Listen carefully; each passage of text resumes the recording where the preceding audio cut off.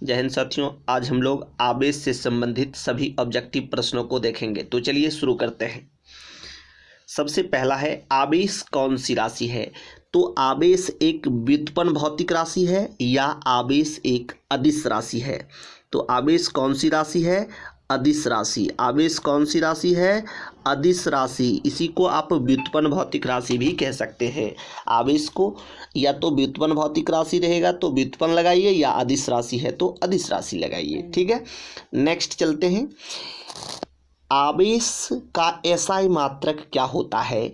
तो आवेश का एसआई मात्रक जो है वह आपका कूलम्ब होता है। क्या होता है? कूलम्ब होता है। आवेश का एसआई मात्रक क्या होता है? कूलम्ब होता है। आवेश का एसआई मात्रक कूलम्ब होता है। ठीक है, 3 नंबर क्वेश्चन है, आवेश का बीमा ज्ञात करें। तो आप याद रखिएगा, आवेश का जो बीमा होता है वह होता है एटी। एटी क्या होता है? आवेश का बीमा एटी। इसी को आईटी भी कहा जाता है।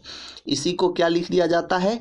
आईटी। याद रखिएगा, आवेश का बीमा एटी या आईटी। एटी या आईटी। ठीक है, आवेश का बीमा एटी या आईटी। ठीक है, नेक्स्ट है 4 नंबर, इलेक्ट्रॉन के स्थानांतरण के कारण उत्पन्न प्रभाव को क्या कहते हैं? तो इलेक्ट्रॉन के स्थानांतरण के कारण उत्पन्न प्रभाव को आवेश कहते हैं। क्या कहते हैं?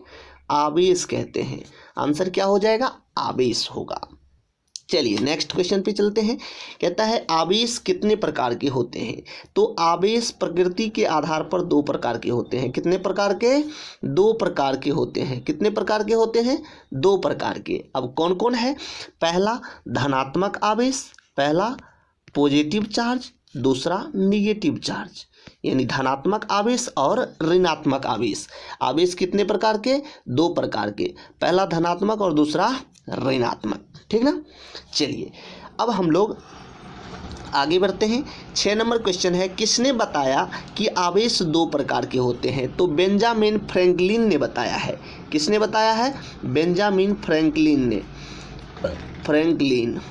फ्रैंकलिन ने बताया कि आवेश 2 प्रकार के होते हैं। बेंजामिन फ्रैंकलिन ने बताया कि आवेश 2 प्रकार के होते हैं। ठीक है, चलिए 7 तक देख लिए। अब हम लोग 6 तक देख लिए हैं। 7 नंबर क्वेश्चन देखते हैं। 7 नंबर क्वेश्चन क्या कहता है? 7 नंबर क्वेश्चन कहता है, आवेश के रैखिक घनत्व का एसआई मात्रक क्या है? आवेश के रैखिक घनत्व का एसआई मात्रक जो है वह कूलम्ब प्रति मीटर है। आवेश के रैखिक घनत्व का एसआई मात्रक क्या है? कूलम्ब प्रति मीटर। कूलम्ब प्रति मीटर। नेक्स्ट है, आवेश के रैखिक घनत्व का बीमा को लिखें।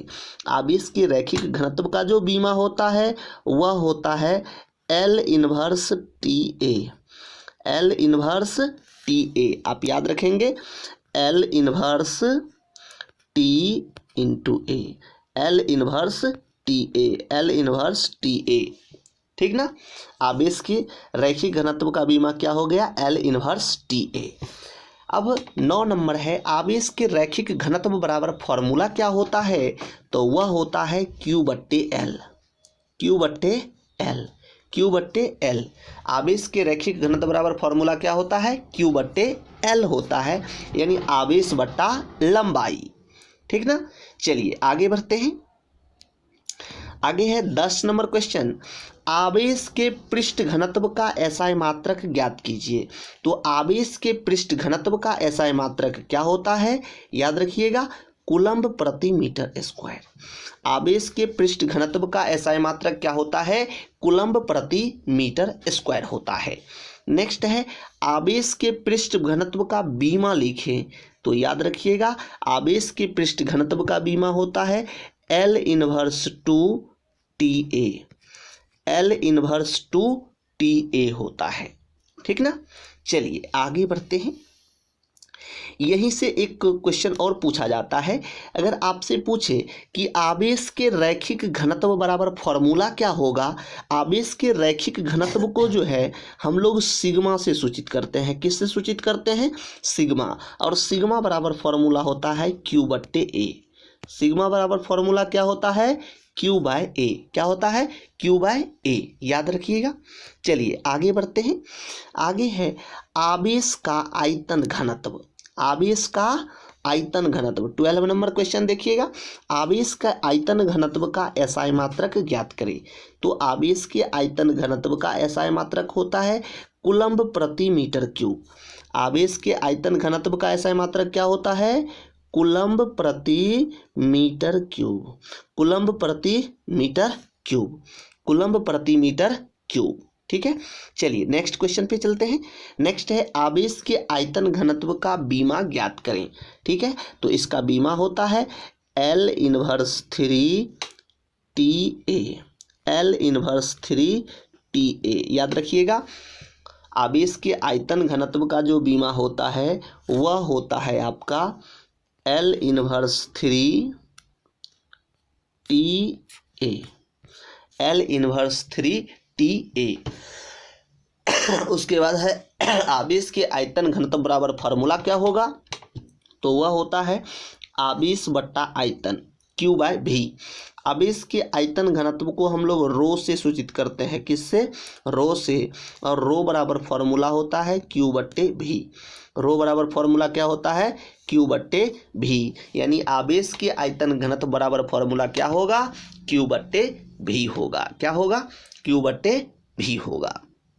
ठीक है, तो चलिए आज हम लोग आवेश से संबंधित जो ऑब्जेक्टिव प्रश्न बन रहा था इसे देख लिए हैं। अब अगले वीडियो में हम लोग इससे आधारित शॉर्ट क्वेश्चन को भी देखने का प्रयास करेंगे और अगले टर्म को पढ़ेंगे। हाँ तो साथियों, यदि आप नए हैं, आपको ये वीडियो अच्छा लगता है तो आप इस चैनल को सब्सक्राइब कर दें। अगर ओल्ड स्टूडेंट हैं तो इस चैनल को क्या करें, ज़्यादा से ज़्यादा शेयर करें, जिससे कि आपके सभी दोस्त इस चैनल के माध्यम से पढ़ सके, ज्ञान प्राप्त कर सके और इस परिवार को भी आगे बढ़ा सके।